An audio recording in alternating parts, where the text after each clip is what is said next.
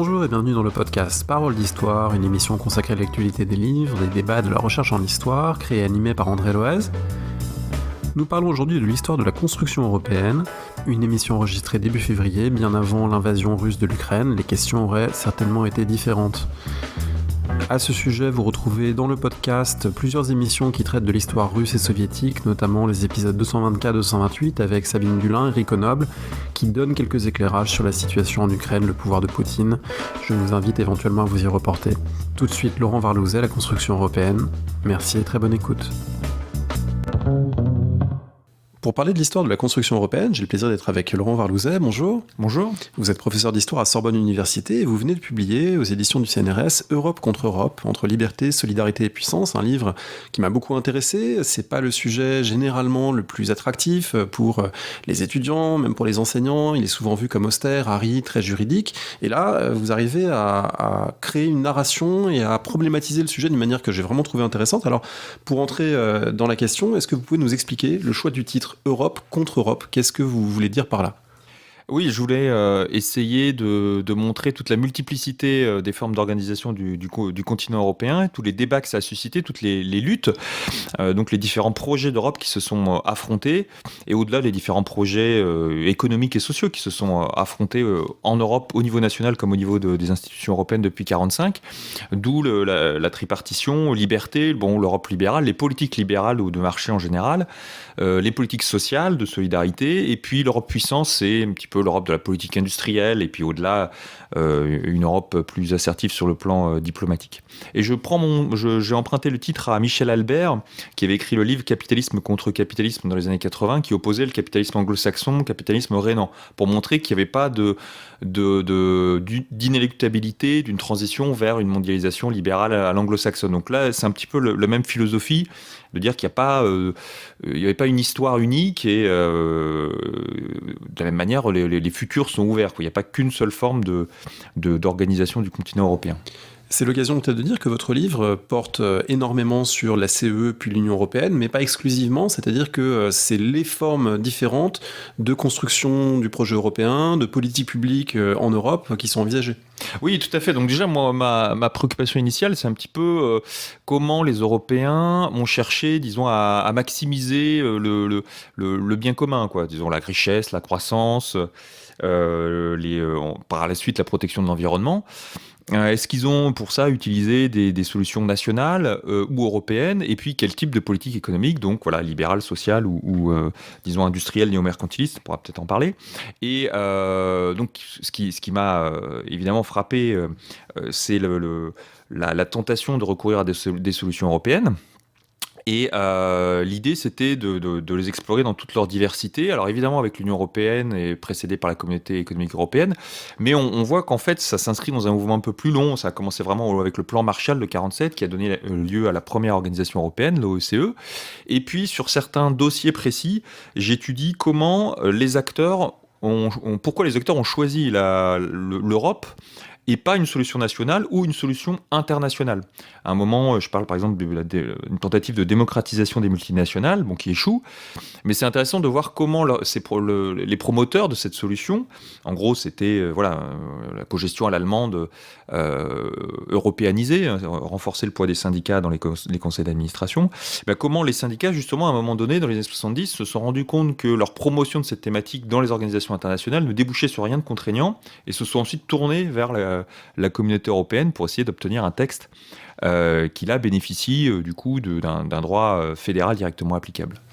Alors on va parler du livre, on va parler d'un certain nombre de résultats, de vos méthodes. Avant, je voulais vous poser une ou deux questions sur un petit peu le champ des études européennes, qui, je l'ai dit en introduction, peut apparaître pour pas mal de gens assez rebutant, très technique, à la fois juridique et économique, et donc si on ne maîtrise pas ces deux dimensions, on risque vite d'être perdu ou d'être noyé. Quelle place ont les historiens dans l'approche de la construction européenne ? Alors, le champ, en fait, s'est complètement éclaté, complexifié. Au départ, comme peut-être beaucoup de champs historiques un peu neufs et pionniers, il était animé par des personnalités très militantes, hein, dans les années 80. Bon, ça, c'est ce qu'on retrouve dans beaucoup de champs historiques, hein, y compris en particulier les champs pionniers, par exemple, dans l'histoire de l'environnement aujourd'hui. Et aujourd'hui, il y a eu un tournant critique, on pourrait même dire un tournant un peu mélancolique, parce que depuis 2005 et surtout depuis 2016, depuis le Brexit, il y a un petit peu une espèce de conscience de l'éphémère, de l'idée que les institutions européennes, ou disons le récit fédéraliste ou gaulliste d'ailleurs de la construction européenne, qu'on aimait bien déconstruire dans les années 90-2000, bon, maintenant on l'a tellement déconstruit qu'on se demande si c'est pas les institutions européennes qui vont être déconstruites, notamment après le Brexit de 2016.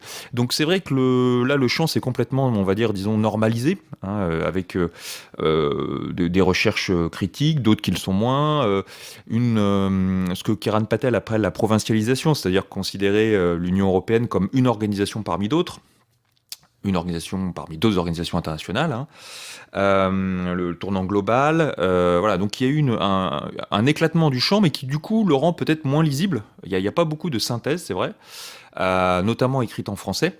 Donc il y a un problème peut-être d'accès pour le lecteur qui n'a pas envie, je veux dire, au-delà des manuels qui sont très bons, qui existent, le lecteur, c'est vrai, a peu de livres de synthèse. Et puis on est inféodé, c'est vrai, aux collègues juristes et politistes pour qui les questions européennes sont naturellement des champs extrêmement structurants de leur discipline, puisqu'ils étudient les pouvoirs, et voilà, qu'on le veuille ou non, l'Union européenne est un pouvoir majeur aujourd'hui, alors que pour nous, c'est les historiens, l'Union européenne est un sujet plus marginal. Donc c'est un sujet, voilà, éclaté, marginal, d'où je pense la nécessité d'avoir un ouvrage un peu synthétique, interprétatif. Enfin, en tout cas, moi, c'est ce que je propose à travers donc cet ouvrage. Vous avez évoqué une lecture plus mélancolique aujourd'hui, qui a été très europhile, disons, dans les années 80. Est-ce qu'il y a des clivages aujourd'hui qui traversent les historiens de la construction européenne ? Oui, il y a beaucoup de clivages, comme dans tous les champs, je dirais, mûrs. Il y a encore des historiens fédéralistes, il y a des historiens plus, je ne sais pas comment les qualifier, plus souverainistes, beaucoup d'historiens critiques, d'historiens de socio-historiens aussi, parce qu'on est beaucoup marqué par la socio-histoire de nos collègues politistes. Et puis il y a différentes approches aussi, là, tout à fait en interaction avec les autres champs de la recherche historique. L'histoire culturelle a beaucoup marqué le champ, avec beaucoup de recherches sur l'identité dans les années 2000. Et puis différentes approches, l'approche globale, voilà, que j'essaie aussi de mobiliser un petit peu dans le livre. J'essaie notamment dans les années 70, voir quels étaient les débats sur la réorganisation des marchés internationaux à travers les archives de la CNUSED que j'ai utilisé un petit peu. Donc voilà, encore une fois, il y a une espèce de normalisation de l'histoire de l'intégration européenne qui rejoint les autres champs. Avec en même temps des enjeux qui me semblent assez originaux. En lisant votre livre, j'ai été frappé notamment par la part de contingence due parfois à des hasards de calendrier. Telle présidence tournante de la CE ou de l'UE qui va être l'occasion de mettre à l'agenda telle question, alors que c'est d'une certaine manière parfaitement arbitraire cette rotation calendaire, ou tel choix de personnalité, tel ou tel commissaire par exemple, qui va avoir une force particulière. On a l'impression que c'est un champ dans lequel ces contingences-là, finalement, peuvent être assez déterminantes, et qu'il y a une somme de hasard peut-être plus forte que pour d'autres processus. Je pense que dans toutes les histoires, en fait, notre rôle, c'est de dégager de la gangue des faits le poids des structures et le poids des acteurs. Et donc, moi, c'est vrai que je ne me positionne pas épistémologiquement par rapport à ce débat. J'essaie de prendre les deux en question. Les structures, voilà, mon livre parle quand même des théories économiques dominantes. Hein, c'est pas une histoire des idées, mais donc une histoire, disons, des cultures économiques et sociales dominantes, des rapports de force, un peu structurel. Et puis en même temps, effectivement, on est quand même obligé de tenir compte des acteurs, de la contingence des élections. Peut-être que le moment le plus important dans le livre, enfin il y a deux moments très importants. C'est bon, en 58 quand De Gaulle revient au pouvoir et qu'il impose la communauté économique européenne alors que on l'avait pas forcément anticipé. Et puis 79 quand Thatcher arrive au pouvoir, et donc elle ferme la porte à tout un ensemble de projets d'Europe sociale et industrielle qui étaient proposées alors. Et effectivement, donc tous ces élections déjà jouent un rôle. Et puis dans le détail, effectivement, il y a le rôle des présidences. La présidence, par exemple, française de 89 qui met en valeur certains textes. Je parle aussi de celle de 79 de Giscard, où j'ai redécouvert que l'une des priorités, c'était l'Europe sociale. Donc il y avait quelques textes sur la réduction du temps de travail. Enfin, plutôt l'aménagement à l'époque. Giscard n'était pas un socialiste, mais c'était le ministre Robert Boulin qui avait proposé ça. Et la personnalité des commissaires européens aussi, qui pendant longtemps étaient considérés comme des individus un peu fallots, secondaires, un peu interchangeables. Technocrates, interchangeables. Bon, certains l'étaient. Parfois, on a nommé des diplomates comme si c'était un autre poste de représentation parmi d'autres. Mais en fait, on s'aperçoit qu'on a des personnalités assez fortes parfois. Et ce qu'il faut comprendre, c'est que la Commission européenne n'est pas comme un gouvernement français. On projette souvent le système de la 5e sur l'Union européenne, sur la CE, alors qu'en fait la Commission européenne est constituée d'égaux, et donc même le commissaire aujourd'hui lituanien a la même voix qu'un commissaire français ou allemand, et donc peut s'opposer, voire faire une contre-proposition par rapport à un projet. Alors évidemment, les commissaires des grands pays bénéficient ensuite sans doute de relais au Conseil, même si c'est pas automatique, mais voilà, quand même, il faut considérer cette part de contingence aussi liée à un système institutionnel aussi compliqué, mais c'est ce que j'essaie de montrer dans le livre. C'est aussi la philosophie, enfin c'est un petit peu voulu, c'est-à-dire que l'idée de la construction européenne, c'est une idée libérale sur le plan économique, mais aussi politique. Donc on partage les pouvoirs pour éviter l'autoritarisme, et donc du coup, partager les pouvoirs, ça signifie aussi un processus de décision compliqué. Avec quelles archives on fait l'histoire de la construction européenne ? C'est une des forces du livre, c'est ces séjours en archives, forcément variés, éclatés, du fait du processus même. Comment vous avez travaillé ? En fait, oui, c'est un livre qui résulte d'une vingtaine d'années de recherche. J'ai repris, c'est pas entièrement neuf, pour être honnête, j'ai repris ce que j'avais écrit dans ma thèse, paru en 2011, sur les années 60, que j'ai complété. J'ai repris aussi un autre ouvrage que j'avais publié en anglais sur les années 70. Puis j'ai rajouté d'autres archives, beaucoup de littérature de collègues. C'est aussi un livre qui essaie de mettre en valeur toutes les recherches faites collectivement par des historiens, des politistes, des sociologues de différents pays. Et donc là, mon apport spécifique, empirique, porte sur la consultation d'archives. Et l'idée, c'était de faire un ouvrage européen sur l'Europe, pas un ouvrage français sur l'Europe. Donc j'ai consulté des archives de différents gouvernements, France, Grande-Bretagne, Allemagne, en fonction de mes capacités linguistiques et aussi parce que, objectivement, c'était les trois pays les plus influents. J'ai complété par des institutions européennes, surtout la Commission, un petit peu le Parlement en fonction des sujets. Et puis, pour éviter d'être trop centré sur l'Union européenne, c'est l'idée de provincialiser que j'ai mentionné au préalable, j'ai complété par des archives d'autres institutions internationales en fonction, là aussi, des cas d'études. C'est une étude qui porte sur 1945 à 2021, donc c'est difficile d'avoir un continuum de dépouillement archivistique sur une période aussi longue, évidemment. Mais donc, voilà, sur le sujet que j'évoquais tout à l'heure, démocratisation des multinationales, j'ai été voir les archives du BIT et de la CNUSED. Bon, c'est des archives qui sont à Genève, c'est pas très compliqué d'aller voir. Là, j'ai contribué à l'animation de la revue Monde. On se rend compte, pour faire de l'histoire globale, bien souvent, on va dans des archives, dans des fonds d'archives qui sont conservés en Occident. Et puis, j'ai complété aussi, dernier élément, par quelques acteurs non étatiques, les syndicats et les entreprises, là aussi, sur des sujets précis. Parce que c'était impossible encore de consulter sur tout. Donc là, c'est encore la démocratisation des multinationales, et puis un peu tout ce qui est politique industrielle, politique de la concurrence. On va revenir sur certains points précis qu'apportent ces jours aux archives. Il y en a qui m'ont frappé, qui relèvent des documents eux-mêmes, qui de temps en temps sont parlants. Par exemple, vous citez à un moment un mémorandum avec Thatcher qui l'a annoté de manière virulente, en écrivant no, no, no dans la marge, etc. C'est une manière aussi de retrouver les décisions au moment où elles sont prises, au moment où elles sont préparées, pas au moment où elles sont figées ensuite dans le manuel d'histoire de la construction européenne qui dit ça s'est passé comme ça, mais une forme d'incertitude ou d'instabilité au moment où s'élaborent les choses. Oui, vous avez raison, il faut revenir quand même sur la valeur ajoutée des archives qui paraît un peu évidente pour nous historiens, mais qui mérite d'être soulignée auprès du grand public, mais aussi auprès de nos collègues qui estiment que les archives sont surtout là pour ajouter quelques détails. C'est pas complètement faux, mais ça permet aussi de préciser le processus et surtout de révéler les futurs possibles, les alternatives qui avaient été envisagées sérieusement. Je parle pas uniquement de débats intellectuels dans des revues ou dans des colloques, qui avaient été été envisagées et qui ont été finalement refermées, mais qui pourraient très bien ressortir ou qui sont ressorties à différents moments de l'histoire. Et là, cet exemple que vous citez, oui, c'est un exemple en fait assez rare parce que on se dit effectivement, voilà, quand on va regarder les archives françaises, on va avoir plein de documents sur ce que pense De Gaulle, Giscard d'Estaing, Mitterrand. Et en fait, les présidents écrivent assez peu. Alors, surtout Mitterrand d'ailleurs. Bon, Giscard, De Gaulle, parfois annoter un petit peu les documents. Et alors, De Gaulle, parfois, on a des petits Bristol avec quelques lettres. Et donc, c'est très précieux parce qu'il a vraiment une langue extrêmement châtiée et en même temps très acerbe, hein, très directe. Donc, c'est vraiment des petits bijoux. Et pour Thatcher, c'est un petit peu comme Giscard, effectivement. C'est-à-dire que c'est pas des longs développements, mais sur les notes, elle dit clairement, elle marque clairement son opposition ou son accord. Et là, en l'occurrence, vous citez sans doute un document où on voit bien comment elle instrumentalise en fait la construction européenne. L'un de ses conseillers lui dit, bah voilà, maintenant on a signé le traité de marché unique, il faut continuer l'offensive.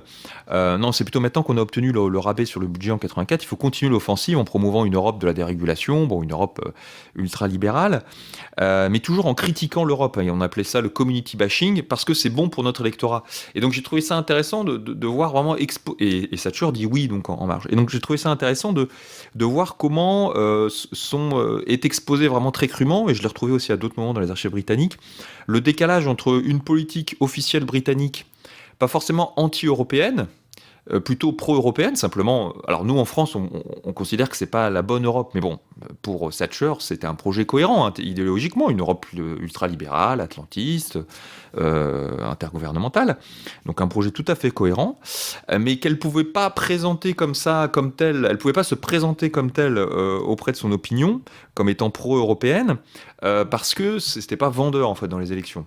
Et à un moment, je retrouve, il y a 2 mémorandums britanniques qui sont proposés en 84 et 85 pour promouvoir une vision britannique de l'Europe. Mais bon, le Foreign Office, Downing Street, c'est pas trop comment les promouvoir, comment les faire passer, parce que on n'a pas envie non plus d'apparaître comme étant trop favorable à la construction européenne. Donc là, c'est là qu'on voit le double discours, bon, qui est pas du tout propre à Thatcher, mais qui est bien révélé, bien explicite dans les archives. Vous venez de citer l'exemple de l'Europe libérale et même des projets ultra-libéraux qui ont gagné de plus en plus à partir des années 80-90, promus notamment par les Britanniques et par d'autres acteurs.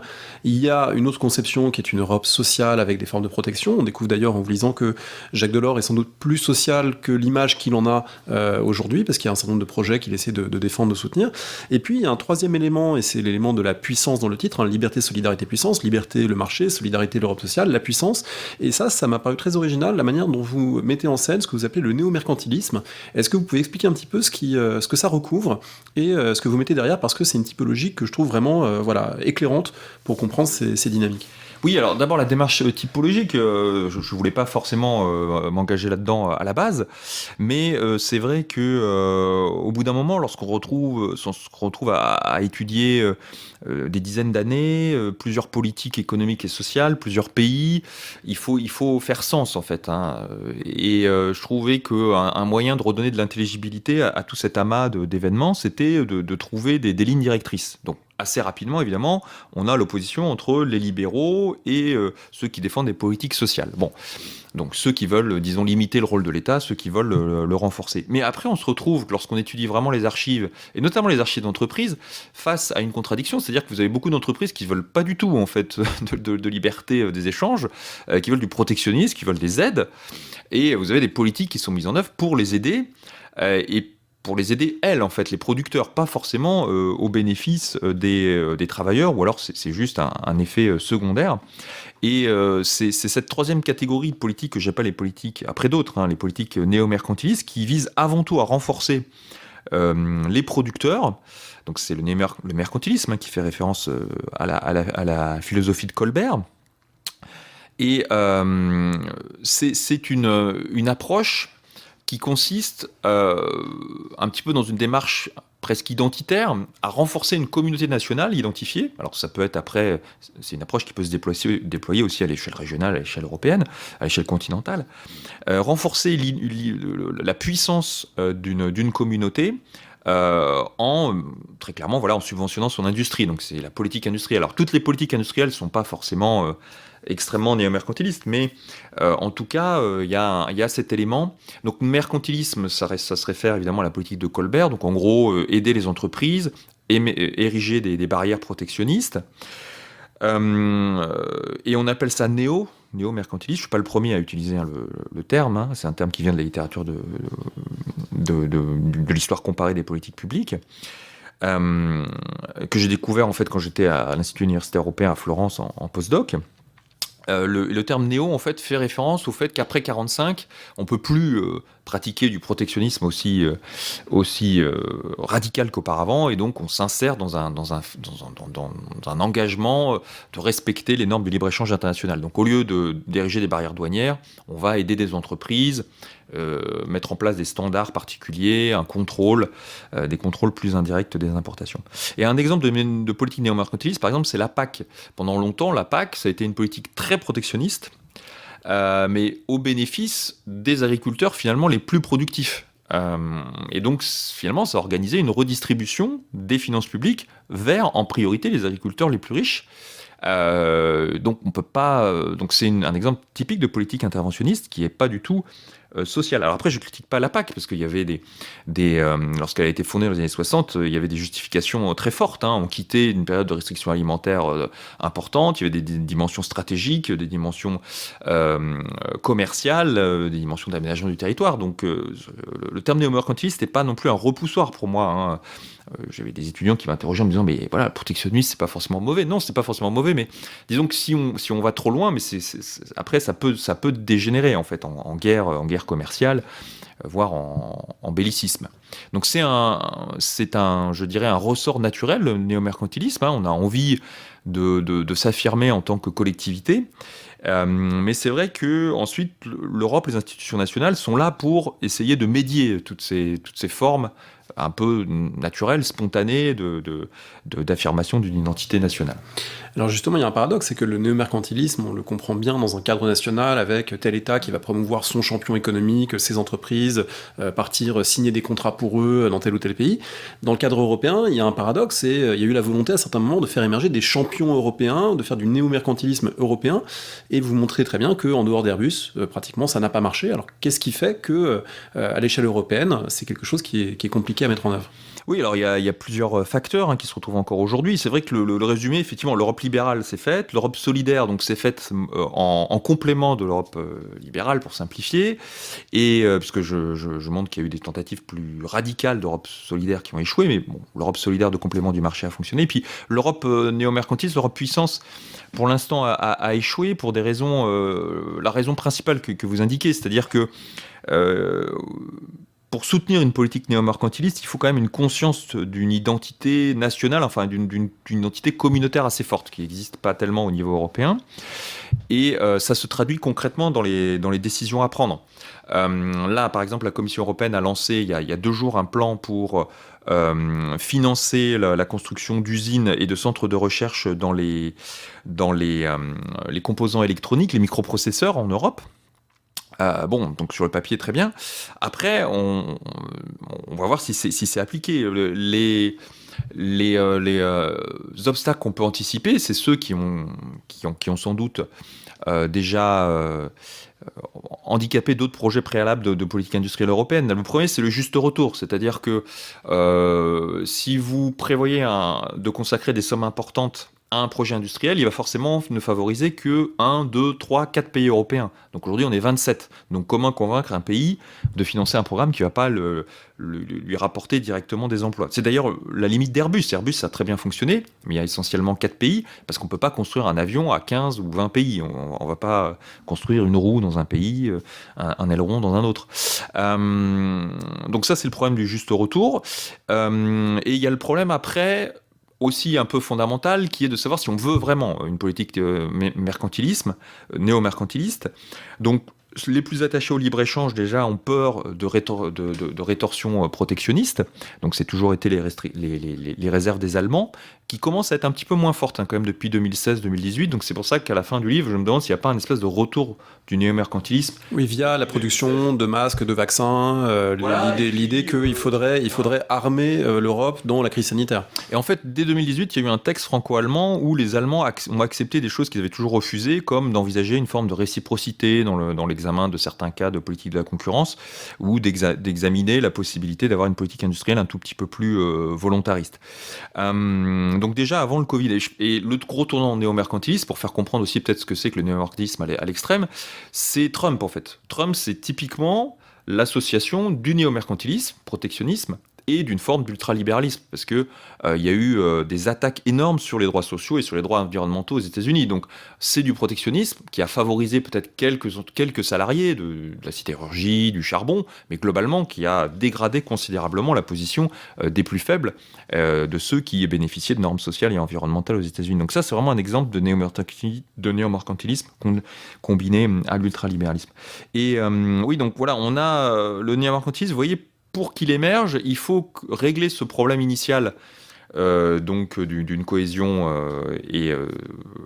qui permet d'avoir un financement commun, et puis il faut le vouloir. Et ça a des prolongements du coup directs en matière géopolitique sur l'Europe puissance. La France parle toujours d'Europe puissance, mais il faut régler les deux problèmes, c'est-à-dire une convergence d'objectifs et d'intérêts.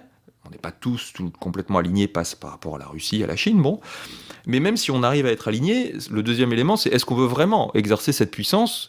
Alors Nathalie Loiseau a utilisé une formule un petit peu à l'emporte-pièce en disant l'Europe ne doit pas être je crois qu'elle disait une grosse Suisse molle. Enfin bon, mais bon, l'idée c'est que effectivement il faut vouloir exercer cette puissance. Or beaucoup de pays européens, voilà, effectivement se trouvent très bien dans une vision suisse où on a une Europe libérale et sociale qui met l'accent sur des normes, sur des règles, et pas sur un comportement fondé sur des choix discriminants affirmés. Pour prendre peut-être un exemple antérieur, historique, c'est un sujet que vous avez particulièrement étudié, c'est la construction navale, qui est un exemple d'échec du néo-mercantilisme au moment où ce secteur devient naufragé au début des années 80. Oui, alors là, je peux dire pourquoi j'étudie la construction navale, c'est parce que j'ai enseigné pendant un certain temps dans le Nord-Pas-de-Calais, et puis je cherchais un sujet qui pouvait me permettre d'étudier à la fois ce qui m'intéressait, donc les politiques économiques et sociales françaises et européennes, et puis un sujet local. Et puis donc je suis tombé sur les chantiers navals de Dunkerque, qui ont fait faillite en 86 et dont on a des excellentes archives à Roubaix, en fait, au centre des archives du monde du travail. Et effectivement, en étudiant ces archives et puis d'autres fonds, j'ai vu que, bon, déjà, il y a le sort un peu dramatique des chantiers navals de Dunkerque, mais de tous les chantiers navals français, en fait, hein, sauf Saint-Nazaire, qui font tous faillite dans la première moitié des années 80, mais comme beaucoup de chantiers navals en Europe, en fait, en Europe occidentale, sous les effets du choc pétrolier, du second choc pétrolier, mais aussi de la concurrence japonaise et sud-coréenne. Et c'est vrai qu'il n'y a pas eu de réaction européenne face à cette concurrence japonaise et sud-coréenne. Il y a juste eu un accompagnement en fait du déclin, même pas européen d'ailleurs, plus un accompagnement national. C'est-à-dire qu'on a donné des aides quand même aux salariés de la construction navale, enfin en tout cas à Dunkerque, qui ont été licenciés, mais bon, ça a quand même enlevé évidemment une grosse activité à Dunkerque. Et donc c'est un petit peu ce drame industriel et social que j'avais envie d'étudier. Et on se rend compte que voilà, il n'y a pas eu de néo-mercantilisme européen, alors qu'il y a eu des linéaments de néo-mercantilisme, mais qu'on a bien oublié aujourd'hui, dans les années 70, au début des années 80, dans d'autres secteurs. Un peu dans la sidérurgie, un peu dans le textile. Dans le textile, on a essayé d'accompagner, d'atténuer le choc de la concurrence internationale par des tarifs supérieurs. Et puis, dans l'automobile, il y a eu pendant longtemps des quotas d'importation de voitures japonaises. Hein. Donc ça, c'est une forme de néo-mercantilisme, typiquement. Vous voyez, c'est pas du néo-mercantilisme très agressif, simplement, face à une augmentation forte des importations de voitures japonaises, au bout d'un moment, les États, et puis ensuite l'Europe, a négocié un espèce de modus vivendi avec le Japon, quotas dans les années 80 qui se sont progressivement dissipés dans les années 90, mais entre-temps, bon, voilà, l'industrie automobile européenne avait augmenter sa productivité, donc la concurrence posait moins de problèmes. Dans la même période, vous faites référence à un épisode moi, que j'avais totalement soit oublié, soit pas connu, et qui est assez vertigineux pour prendre la mesure de à quel point la mondialisation a fait désormais irruption, et à l'époque, on pensait encore pouvoir la contrôler d'une certaine manière, c'est l'affaire des magnétoscopes de Poitiers. Est-ce que vous pouvez raconter, parce que je trouve que c'est vraiment très emblématique d'une accélération aujourd'hui des flux, encore impensable au milieu des années 80. Oui, en fait, donc c'était au début des années 80, le gouvernement socialiste, sous l'impulsion du ministre de l'Industrie, Laurent Fabius, voulait préserver l'industrie française des magnétoscopes qui commençait tout juste à émerger de l'importation de magnétoscopes japonais. Et donc, on est bien dans le néo-mercantilisme, parce qu'à l'époque, c'était plus possible de prendre des mesures douanières, des mesures protectionnistes classiques où on augmente les droits de douane, où on impose des contingents. Puisque c'était européanisé d'une part, et parce que de toute façon il y avait des engagements internationaux, donc si on prenait ces mesures, même s'il n'y avait pas eu l'Europe, on se serait sans doute exposé à des rétorsions commerciales. Et donc ce que fait le ministre de l'Industrie, c'est finalement assez astucieux en apparence, c'est-à-dire qu'il obligeait tous les magnétoscopes qui arrivaient en général au Havre, les magnétoscopes japonais, à subir de longues procédures douanières à Poitiers. Comme ça permettait d'augmenter les coûts, puisque les magnétoscopes étaient obligés de transiter par Poitiers, ça rajoutait des frais supplémentaires. Bon. Et donc c'est une méthode qui a été assez vite dénoncée par nos partenaires commerciaux européens comme protectionniste et comme du coup générant de possibles attaques au GATT, enfin sur le plan juridique, et puis après des rétorsions commerciales possible. Et donc, bon, le gouvernement a été assez vite obligé de revenir en arrière, enfin le ministère de l'Industrie, d'autant que, bon, voilà, l'enjeu n'était pas non plus considérable. Mais ça montrait bien, effectivement, à la fois les ressorts du néo-mercantilisme, hein, la possibilité de contourner les tarifs douaniers, et les limites, en tout cas, les marges de manœuvre des Français. Et c'est pour ça aussi que le gouvernement socialiste s'est tourné vers le marché unique, parce qu'il s'est dit, bon, il y avait une perception en fait d'un protectionnisme par les normes. Hein. On se disait que si on n'arrivait pas à exporter en Allemagne, c'est parce que les normes allemandes qui étaient des instruments protectionnistes, et donc il fallait créer le marché unique pour établir un marché à égalité pour tous. Ces typologies, elles sont intéressantes aussi parce qu'elles permettent de dépasser ce que vous appelez à un moment le nominalisme, c'est-à-dire qui ne ferait que suivre les étiquettes que les gens se donnent en disant, bah voilà, on a tel président ou commissaire social-démocrate, donc il fera une politique sociale, tel autre est libéral, il fera une politique libérale, ou tel pays a la réputation d'être libéral, etc. Et en fait, on trouve des dosages variables, y compris les Allemands attachés au libéralisme, par exemple, essaient de protéger leur production de bière et sa recette. Donc on peut dépasser par cette typologie les clichés en fait sur les politiques menées en Europe.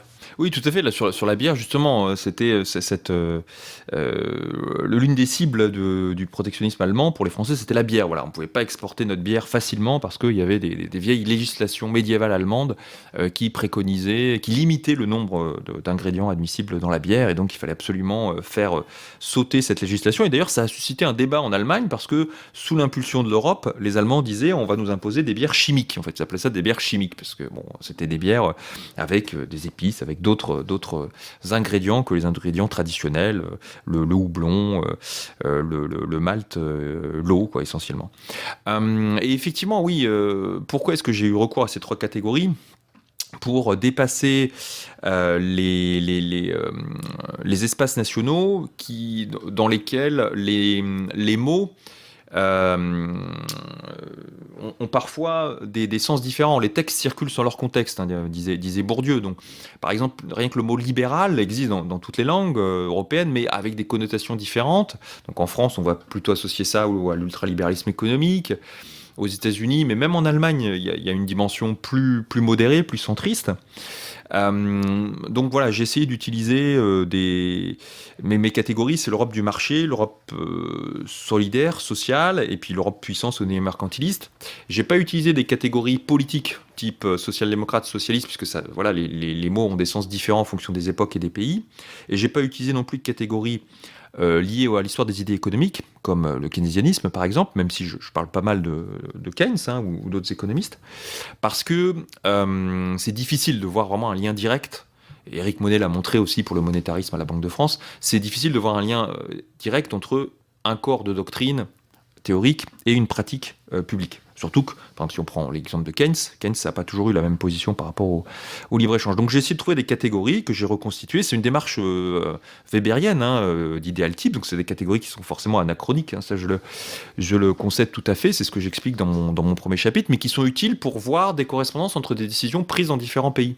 L'exemple typique, c'est qu'en Allemagne, il n'y a pas de politique industrielle. Donc au départ, je me disais, je vais faire un livre par politique, quoi, la politique sociale, la politique environnementale, la politique industrielle. Bon, mais vous allez dans les archives allemandes, il n'y a pas de dossier politique industrielle, il n'y a pas de ministre de l'Industrie. Bon. Mais en fait, quand vous regardez la littérature, vous apercevez qu'il y a ce qu'on appelle une politique industrielle, c'est-à-dire des aides aux entreprises, mais elle porte d'autres noms, politique des structures, ça passe souvent par les régions aussi, donc c'est beaucoup plus indirect que chez nous, par la fiscalité. Mais ça permet quand même d'établir des comparaisons. Là, dans les documents que j'ai trouvés, avant 81, avant l'arrivée du gouvernement socialiste au pouvoir, les estimations, évidemment assez imparfaites, comparatistes, estimaient que le niveau d'aide à l'industrie était à peu près comparable en France et en Allemagne. Simplement, en France, c'était des aides beaucoup plus centralisées, beaucoup plus politisées, revendiquées par le pouvoir central.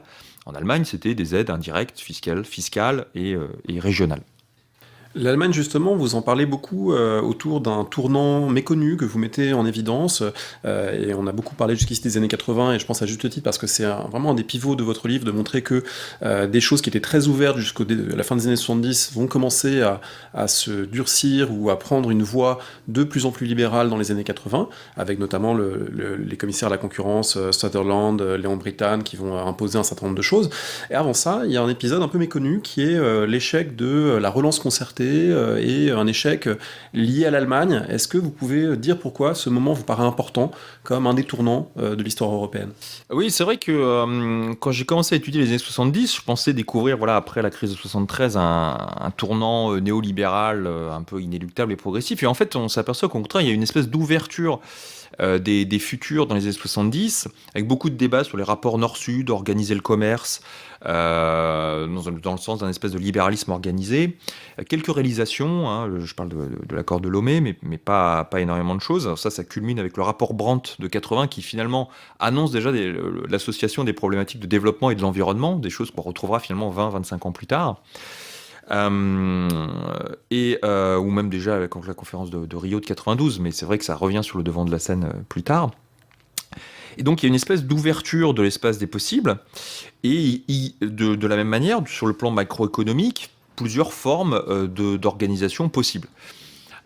Et donc l'une des mesures trouvées pour relancer l'économie, c'était ce qu'on appelait la relance concertée, c'est-à-dire que les pays qui avaient le plus d'argent dans les caisses, disons, qui avaient la situation financière la plus saine, devaient relancer, réinjecter de l'argent dans l'économie, ce qui permettrait de tirer la croissance au bénéfice de pays qui étaient plus en difficulté. Donc à l'époque, c'était en gros l'Allemagne, le Japon devaient dépenser pour importer, et les pays plus en difficulté, États-Unis, puis à l'époque, il ne faut pas oublier que la Grande-Bretagne et l'Italie avaient dû faire appel au FMI à cause de crise financière, devaient suivre. Et puis la France était intermédiaire, la position française était plutôt positive. Donc il a fallu vraiment convaincre le chancelier Helmut Schmidt d'accepter cette relance concertée, puisque la position de Schmidt, c'était de dire que l'Allemagne se portait convenablement et les autres avaient qu'à suivre les recettes allemandes. Mais Schmidt a accepté cet effort de solidarité internationale et surgit juste après le second choc pétrolier, qui augmente considérablement évidemment la facture énergétique allemande et qui crée un déficit en fait de la balance des paiements allemands pendant quelques mois, quelques trimestres. Et donc là, après, j'ai vu aux archives de la Bundesbank allemande, ça créait une espèce de traumatisme. On parlait de crise de confiance, Vertrauenskrise, crise de confiance dans le Deutschmark. Donc ça a amené tout de suite les autorités allemandes à resserrer la vis et à refuser ce type de relance macroéconomique, et donc à mettre l'accent sur les grands équilibres, ce qu'on a appelé par la suite l'austérité, qui était déjà présente en Allemagne avant, ça faisait partie de la philosophie depuis 1948, mais ça s'est renforcé. Donc il y a une espèce d'espace des possibles qui s'est refermé du fait du second choc pétrolier. Et le second choc pétrolier, pour moi, ça a été vraiment un tournant vraiment très fort pour fermer des espaces possibles de gestion de la mondialisation. Bon, ça fait un peu D'autant que c'est Thatcher aussi, d'autant qu'il y a d'autres voilà, il y a dynamiques au Thatcher même en moment. 79, Reagan, et juste pour terminer sur la relance concertée, ça fait un peu écho à quand même la crise de l'euro. Pendant toute la crise de l'euro, l'idée c'était de dire bon, voilà, il faut que l'Allemagne, qui a et les autres pays qui ont des finances publiques plus saines que les autres, relance et ne rajoute pas de l'austérité à l'austérité. Donc on a eu ce débat permanent. Mais qui existe voilà, depuis des décennies, c'est-à-dire l'équilibre entre les disciplines de la bonne gestion des finances publiques et en même temps la solidarité. Hein, cet équilibre entre les deux qui a été défini de manière un peu minimaliste à Maastricht. C'est ce que j'essaie de montrer aussi. Hein. Je ne suis pas le premier à étudier l'union monétaire. Je fais beaucoup d'études sur de la littérature secondaire. Mais si on reconstitue, finalement, on s'aperçoit qu'il y avait un projet d'union monétaire d'union économique et monétaire défini en 70 assez ambitieux, y compris avec des éléments de solidarité. On parlait beaucoup de fonds monétaires européens. Et finalement, à Maastricht, on a défini ça à minima. Bon, peut-être aussi parce que c'était la seule chose possible. Hein. Et il a fallu attendre la crise de l'euro dans la douleur pour que l'édifice soit complété avec l'union bancaire, le MES. Tout ça montre que, malgré tout, il y a des gagnants, des perdants dans cette Europe contre Europe, et que les gagnants ne sont pas forcément les ultra-libéraux, en tout cas pas tout le temps, mais en tout cas l'Europe libérale a plutôt gagné sur l'Europe sociale. Et du coup, vous essayez d'identifier à certains moments les raisons, finalement, des échecs ou des difficultés de l'Europe sociale, des directives comme la directive Fredeling qui n'arrive pas à passer, qui a vidé sa substance, des dirigeants, finalement, qui n'arrivent pas à peser sur l'agenda, en disant qu'il y a à la fois des éléments individuels, des éléments structurels. Du côté des individus, des leaders syndicaux, des leaders de gauche qui n'ont pas forcément conscience des enjeux. Et puis du côté des structures, finalement, des structures notamment du lobbying et de la façon dont fonctionnent les institutions qui tendent à favoriser le marché. Oui, tout à fait. Bon, là, cette directive Redling, voilà, c'est cette fameuse directive de régulation des multinationales, bon, qui encore une fois a été un échec, mais qui suscite des études parce que elle a donné lieu à une forte mobilisation. Donc, je l'ai dit dans les années 70 d'abord. Il y a eu des textes qui ont été votés au BIT, à l'ONU et puis à l'OCDE, mais qui étaient non contraignants. Donc, les syndicats se sont dit bon, c'est un échec, il faut qu'on passe à l'échelle européenne. Mais ils y sont passés, c'est vrai, un petit peu tard, puisque le texte a été proposé en 80. Or, Thatcher avait été élu en 79. Donc déjà, tout allait être bloqué au Conseil. Mais ce qui est intéressant, c'est que ce texte a donné lieu à une forte campagne de lobbying au Parlement européen, alors même que le Parlement européen n'avait pas de pouvoir à l'époque, juste un pouvoir consultatif. Et j'ai retrouvé effectivement dans les archives des syndicats britanniques des sessions de formation de parlementaires européens libéraux pour leur donner des arguments techniques en fait qui leur permettaient de s'opposer au texte proposé par la Commission. Donc c'est pas du tout illégal, hein, mais c'est quand même du lobbying très bien organisé, l'apport d'une expertise technique pour justifier l'opposition à un texte. Donc oui, voilà, sur le plan individuel, on a des leaders de gauche qui sont venus un petit peu tard à l'Europe, aussi parce que c'est pas leur échelle de projection naturelle, hein, la gauche est internationaliste, ou très concentré sur l'État-providence, évidemment, national. Des décalages aussi. Hein, dans le livre, je montre un peu les décalages de Delors Mitterrand, notamment. Et puis, sur le plan structurel, voilà, le marché est considéré comme l'élément un peu naturel d'organisation. Mais le marché, c'est ce que j'essaie de montrer aussi, le marché régulé et qui est souvent articulé avec un minimum de solidarité. Donc, dès le plan Marshall, finalement. Alors effectivement, on peut dire que c'est une solidarité intéressée. Les Américains voulaient aider les Européens pour leur vendre des marchandises, pour les insérer dans leur camp pendant la guerre froide. Bon, le fait est que c'est quand même un transfert financier d'un pays riche vers des pays plus pauvres. Et ce que je montre dans le livre, c'est que l'idée avait déjà été en partie anticipée par Keynes dès 1919, qui n'est pas un ultra-libéral. Donc on a une association effectivement entre l'Europe du marché et l'Europe sociale. Et les autres projets alternatifs d'Europe sociale plus structurelle, comme la planification européenne, ont échoué. Ils ont été promus à certains moments au sommet. Hein, c'était pas juste des fantasmes de professeurs dans leur cabinet, mais sans incarnation concrète. La construction européenne, c'est évidemment un enjeu politique, un enjeu polémique. Comment on écrit un livre en faisant abstraction, en mettant à distance ses propres préférences, ses propres options en termes de choix politiques pour l'avenir de l'Europe? Oui, c'est bon, c'est vrai que c'est compliqué. C'est compliqué, je pense, pour tous les historiens du très contemporain, hein, depuis 1945. Mais bon, c'est compliqué depuis tous les historiens. Pour tous les historiens, là, je me rappelle d'un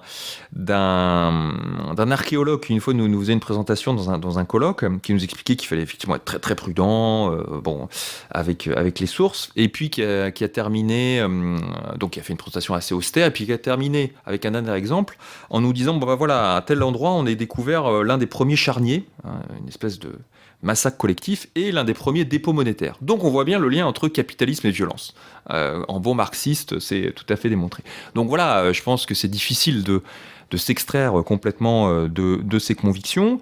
Moi, j'essaie d'adopter une espèce de neutralité axiologique, hein, comme disait Max Weber ou Pierre Bourdieu, c'est-à-dire que c'est impossible d'être complètement neutre, mais il faut effectuer un travail scientifique honnête, voir les documents, les citer, voir toutes les perspectives, y compris celles qui ne rentrent pas dans le cadre de ces opinions préconçues, et puis présenter une démarche complète qui peut être vérifiée, hein, c'est le principe aussi des études scientifiques.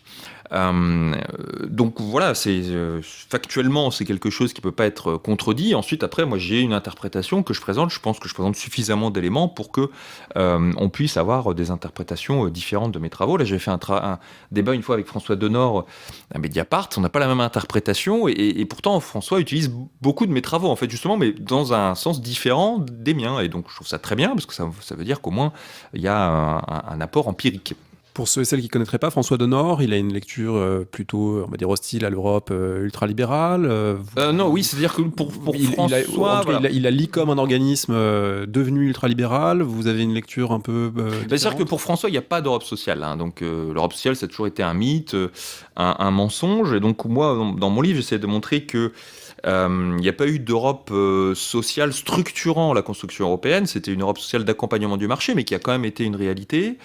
D'ailleurs, c'est pour ça que les syndicats britanniques ont défendu la construction européenne lors du Brexit. Alors on peut dire que c'est une Europe sociale minimaliste, mais ça a quand même apporté des choses. Alors, dans les pays les plus pauvres, politique de cohésion par exemple, mais y compris en France. Moi, comme j'insère l'Europe environnementale dans l'Europe sociale, et l'Europe environnementale, voilà, c'est un sujet, je pense, qui va exploser à l'avenir. On a une grosse partie de la législation environnementale qui vient de l'Europe. Alors on peut dire qu'elle est insuffisante, mais personnellement j'émets des doutes sur l'ampleur et la profondeur de la législation environnementale française s'il n'y avait pas eu la construction européenne. Quand on voit qu'on est toujours condamné par la Cour de justice parce qu'on ne respecte pas la législation sur la chasse ou autre, quand on voit les débats sur un certain nombre de pesticides, là, au contraire, l'Europe, ça a été un espace des possibles et ça a été un espace pour des associations pro-environnementales du Nord de se mobiliser, d'influencer leur gouvernement, qui ensuite nous ont influencé, nous, en France. Alors que peut-être que dans notre espace français, ces associations environnementales n'avaient peut-être pas le même pouvoir, la même place, parce que les rapports de force internes étaient différents. Donc ça permet de montrer que la construction européenne, c'est à la fois un espace marqué par une certaine inertie, je l'ai dit tout à l'heure, hein, l'idée des institutions européennes, c'est de partager le pouvoir. Donc c'est vrai qu'en même temps, c'est compliqué de changer les choses, il faut établir des grandes coalitions.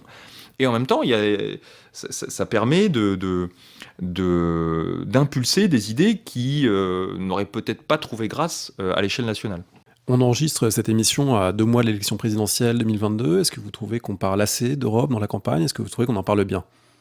Alors, c'est compliqué de me positionner par rapport vraiment strictement à la campagne. Par contre, ce que je peux dire, c'est que j'avais participé un peu à la Convention pour l'avenir de l'Europe, et surtout j'avais discuté avec des experts, comme Antonin Cohen, qui avait participé à une consultation antérieure.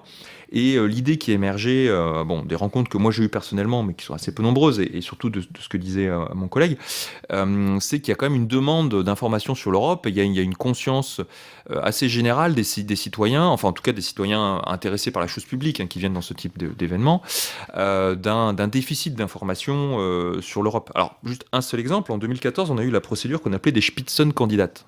Alors déjà, rien que le terme, c'est intéressant parce que c'est un terme allemand qui veut dire Spitzen, c'est sommet, donc voilà, les candidats du sommet.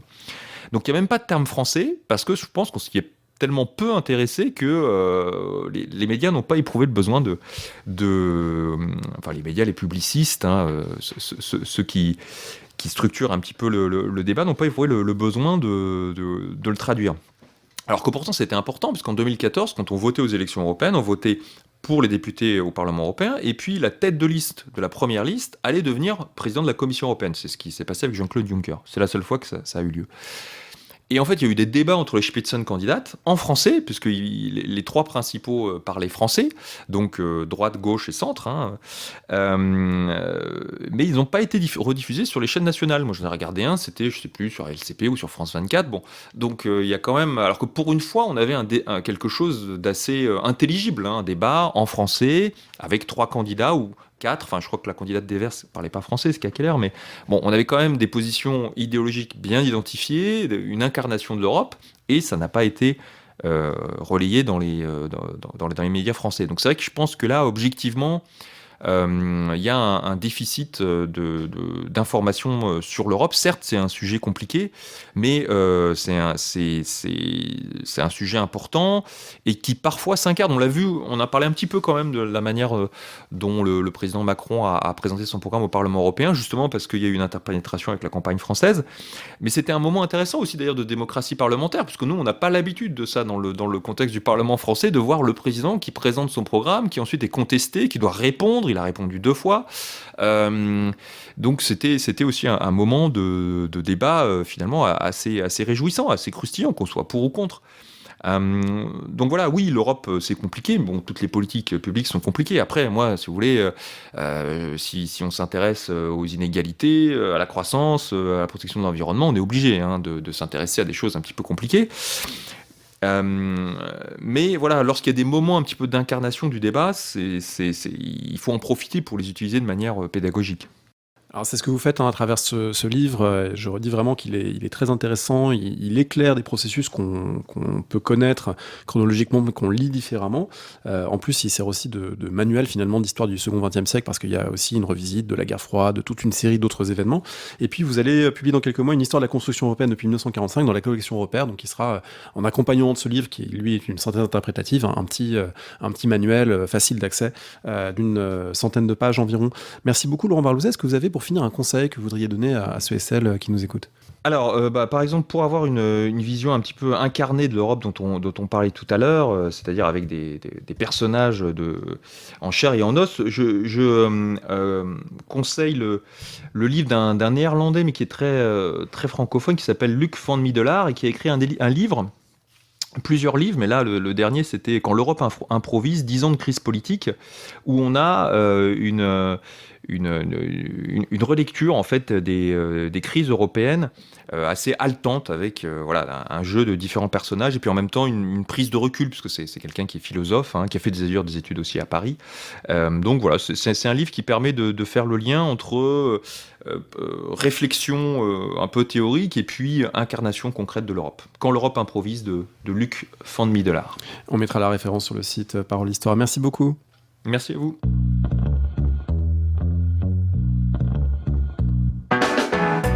Merci de nous avoir écoutés. Rendez-vous sur le site www.parolehistoire.fr pour toutes les informations sur le podcast, pour vous abonner, écouter ou télécharger les autres émissions.